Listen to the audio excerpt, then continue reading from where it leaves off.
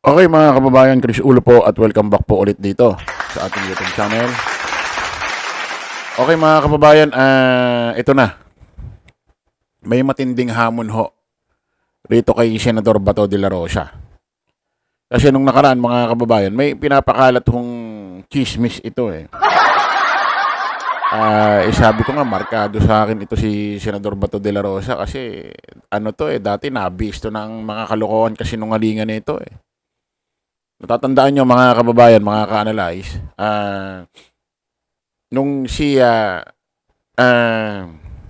Senador Subiri, ang datihong Senate President dyan sa Senado, itong si Bato, may paiyak-iyak pa, may paakap-akap pa, may kakau-kausapin pa si Subiri, aakap-akap pa dun sa asawa ni Subiri.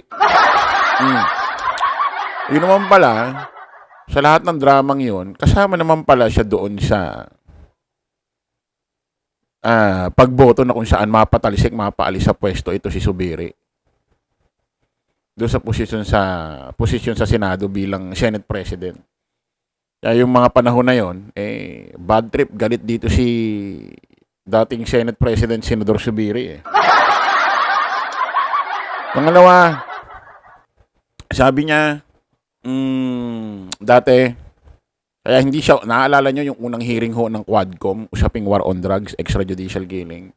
Pinapatawag ho si Digong, pinapatawag si Bato. Ano sabi niya? Hindi raw siya pupunta doon kasi ayaw siyang payagan ni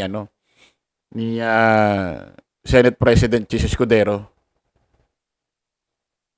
Lahat ng mainstream media, lahat ho ng TV News Network, pag ini-interview siya about doon, kung tinatanong kung sisipot siya o hindi, doon sa hearing ng Quadcom, War on Drugs, EJK, yung extrajudicial killing, sagot niya, hindi raw siya pinapupunta ni Chis Escudero. O ngayon si Chis Escudero, siguro napapanood ho yung mga isinasagot niya sa mga bawat interview niya sa mainstream media, lahat ng TV News Network, itong si Senador Bato de la Rosa. Pinasinungalingan niya yun ni Senate President Chis Escudero. Wala raw katotohanan yun. Hindi niya raw pinipigilan si Senador Bato de la Rosa. Ang sabi niya kay Bato, kung ano ang desisyon mo, pumunta ka man o hindi doon sa hearing, susuportahan kita. Ibig sabihin, ang pinagdidesisyon niya, si Bato sa sarili niya. Tapos, ang sabi pa ni Senate President, Senador Chis Escudero, si Bato daw mismo ang ayaw magpunta. Magmula nun, siguro napanood ni Senador Bato de la Rosa, yung interview kay Chis Escudero doon sa GMA7, hindi niya na ho ginawang dahilan si Senate President Chis Escudero doon sa ayaw niya pagpunta doon sa Quadcom. Nabisto na eh. Tapos, nung nakaraan, may binabalita ito sino ba to? Kasama si Senador Trillanes, dating Senador Antonio Trillanes, Senador Speaker Martin Romualdez, may mga kinakausap daw na pulis. At idiin daw ito si Bato. Huwag mula nun, wala na. Wala nang inilabas na ebidensya, wala. Laway lang puhunan. Laway lang puhunan. Ngayon may pinapakalat na naman to, meron daw mga taga-ICC sa Pasay sa hotel naka-check-in. At kinakausap daw yung mga retired general ngayon pero aktibong mga pulis nung panahon ni Digong. Na pinapipirma daw ng waiver itong mga ito at para hindi na raw sila masali sa kaso at idiin na lang si Bato de la Rosa. Yun ang sabi niya. Ito yung sabi niya, pakinggan natin.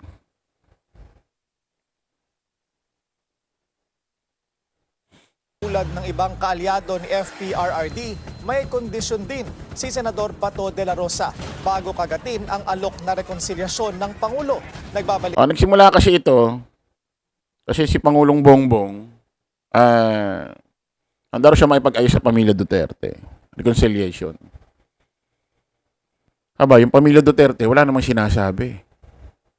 Si Roque, hindi naman Duterte, hindi naman pamilya Duterte, siya ang humihiling ng kondisyon, ng request. Oh.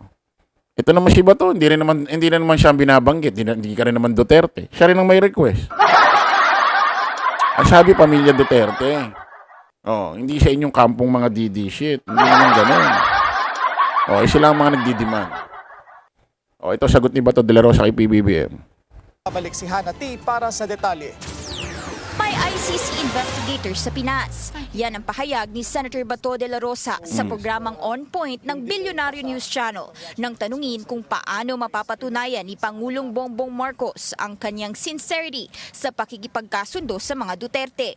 Walang sinseridad yan kung gano'n.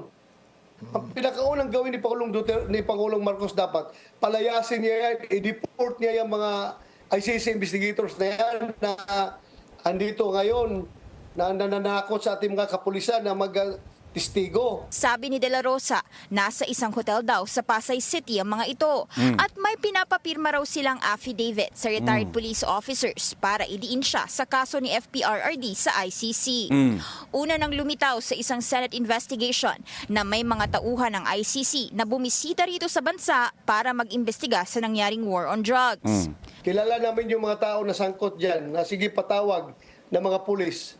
At pagdating doon sa hotel, tinatakot yung mga pulis natin na kung hindi kayo magpirma nitong affidavit na ito, na dinidiin si Duterte at si Bato, ay damay kayo sa kaso.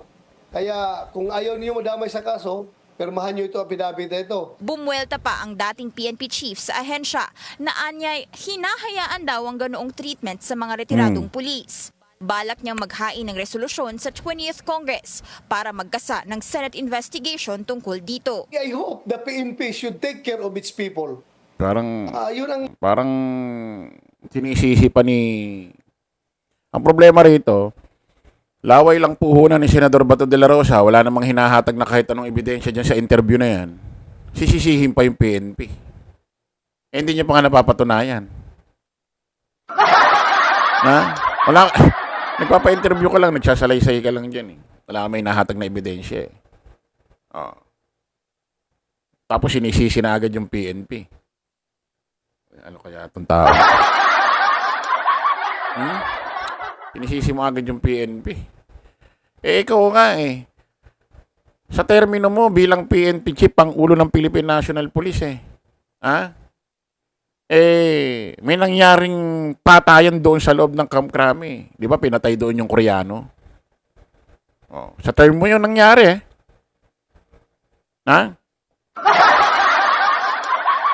Oh, di ba? Oh. Kaya ewan ko sa inyo, sabi, safe daw nung panahon nung termino ni Digong. Oh, mababa daw ang crime, ligtas daw, nakakapaglakad daw kung saan-saan. Ano nakakapaglakad? Sa loob nga ng Camp Crame may namatay.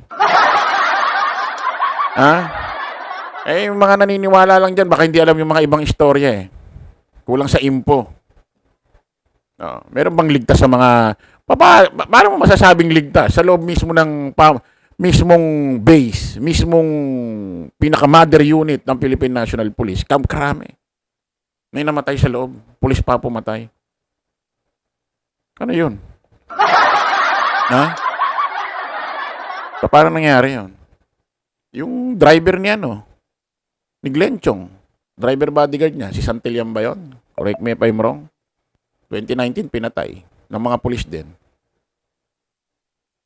Tinorture, pinagbabaril din doon sa loob ng sakyan. Paano naging ligtas yung mga yan?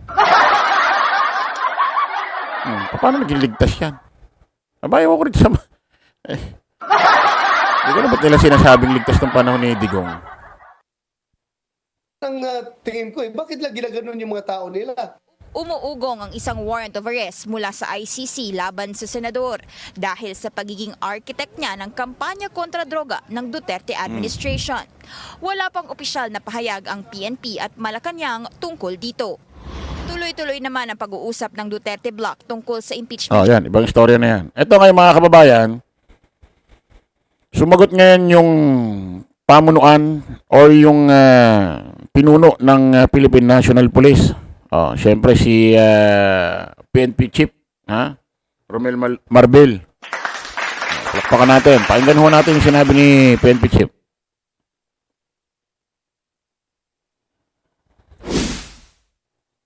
Philippine National Police Chief General Romel Marbil says he does not know where reports originated, claiming that International Criminal Court investigators were pressuring retired officers to implicate former President Rodrigo Duterte. Senator Bato de la Rosa previously claimed that the ICC had an ongoing mission at a Pasay City hotel to threaten former police officials into signing an affidavit implicating him and Duterte in the former president's drug war campaign. However, Marbil says he does not have information regarding De La Rosa's claims. He emphasizes that the Philippines is not under the jurisdiction of the ICC. The PNP chief was asked if former police officers were indeed being coerced into testifying against the senator and the ex-president. Marbil says, Number one, we are not under ICC and hindi na po tayo member niyan. So I don't know what, asan galing po yung reports na yun. Wala po, hindi naman po namin ginagawa yung mga ganung bagay. We're not part of ICC. PCTC po, nandun po kami. he will launch a Senate Wala raw katotohanan yun, sabi ni PNP Chief Marbil. O, labas mo ebidensya mo. Kung totoo talagang may mga pinipirmahan o pinipilit ng mga affidavit. Labas mo ebidensya mo. Laway na naman kasi puhunan mo. Kwento na naman eh. Kwento na naman. Ang hirap sa'yo, kwento-kwento lang yung mga... Meron pang isang kwento yung pinapauso eh. May mga kapitan daw na lumalapit sa kanya. Sinasabi marami na naman daw drugs ngayon. Dito raw daw ng panahon nila wala raw drugs. Kwento na asan yun? Madali na bumuo ng ganong kwento. Unang-una nung sinasabi mo kinausap ko ng mga kapitan na lumalapit sa'yo, wala naman din si PBBM doon. Kwento mo lang yun. Anong patutunayan yun? Diba? Ano hamon sa'yo ngayon? Pakinggan mo ito si Yusek, Atty. Claire Castro. Ha? Ito matinding hamon sa'yo.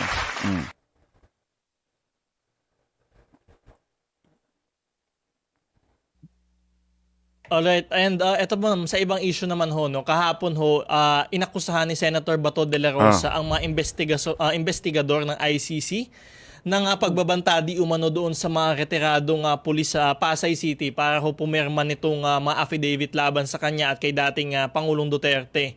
At ang sinasabi ho niya kung Ang pinagtataka ko pa nga dyan, bakit pupunta pa ang ICC rito, mag-iimbestiga, pipilitin yung mga retiradong general na ididiin si Digong.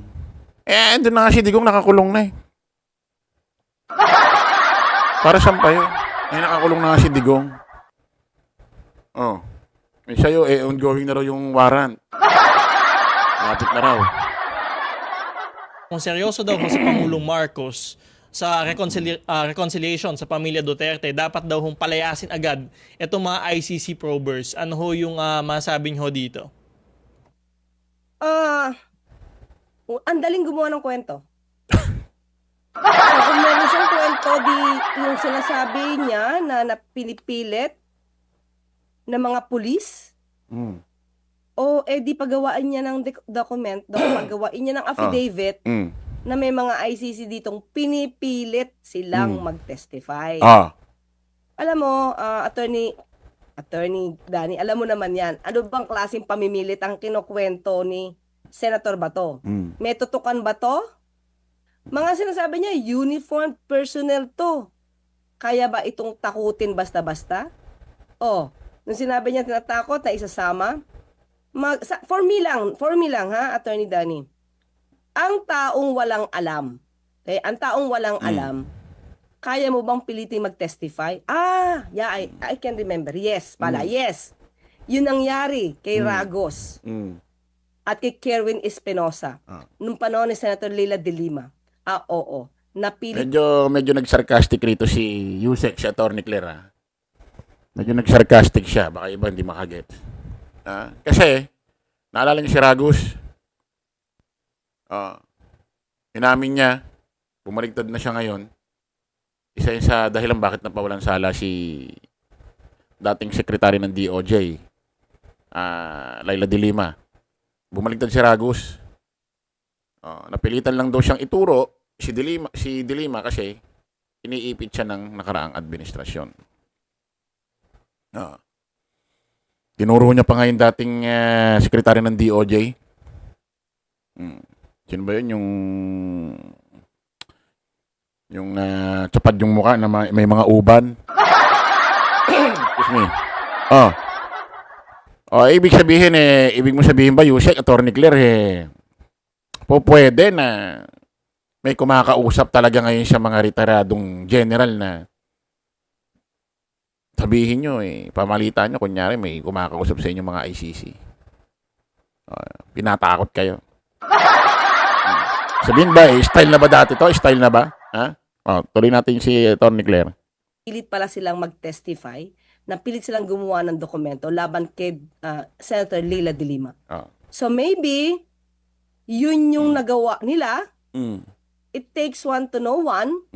Dahil mukhang ito rin ang nirereklamo ni dating Iloilo Mayor Mabilog na gustong ipagawa sa kanya. Kaya siya tumakbo at umalis ng Pilipinas dahil sa pananakot na kailangan niyang pumirma at mag-testify sa kalaban ng Pangulo noon na si dating Pangulong Duterte. Hindi pa yan. Naalala niyo si Digong, inamin niya. Inamin niya, puro paninira lang. Nag-imbento lang siya ng mga numero. Ginawa niya mga paninira kay Trillanes. Ano pa? Meron din video. Pinatugtog na ni Atty. Claire sa kanyang channel, sa akin channel din. Inamin ni Digong, nung siya ay piskal, nagtatanim sila ng mga ebidensya. So, ano ito? Mahilig sila sa ganito, yung sasabihin sa mainstream media, ganito, ganyan. Pero sila rin pala ang may gawa. Gawin natin. So, siguro, alam nila kung paano gumawa at manakot para magawa ang isang testigo, maging false witness against somebody. So, yun lang yung alam ko na pwedeng nangyari noon. Pero ngayon, kung meron siyang... katulad din yun, Kerwin Espinosa. Tulad yung dating pulis na si, Espinido ba yun? Umamin, di ba? Hindi sila magkakilala, pero kinakailangan mag-swak yung pares nilang sagot. Kay Leila de Lima. Naalala nyo? siyang pruweba, alam naman pala niya kung paano gawin ito, di maglabas po siya ng ebidensya. Labas ka ng Well, ebidensya. anyway, we are not talking in behalf of the ICC. Maglabas ka ng ebidensya mo, Senador Bato. Nakatunayan na mayroong mga ICC pinipilit or pinapapirma ng apidabit itong mga ito para ding kayo. Dalawa lang yan eh. Pwedeng may kumakausap talaga, nag-iimbestiga, pero hindi pinipilit. Kusan loob yung mga pulis. Or pwede namang, wala naman talaga kumakausap, mag-iimbento. May magtuturo sa mga pulis na ganito, ganyan. Kasi ikaw, Senador Bato, ano ka na eh. Nakahuli ka na dati nagsisinungaling eh. Tagang pinatunayan ni Senador Chis Escudero yan eh. Nasa social media yan eh. Nasa mainstream media yan eh. Mga interview na yan eh. Dami nga nagulat nun eh. So, tingnan natin mga kababayan kung ano mangyayari rito. Kasi baka wala na. Baka kwentong ano na naman ito. Tapos laway lang puhunan ni Senador Bato. Baka tawag lang ng simpatya. Kita-kita ulit tayo sa panibagong vlog mga kababayan. Bye-bye po.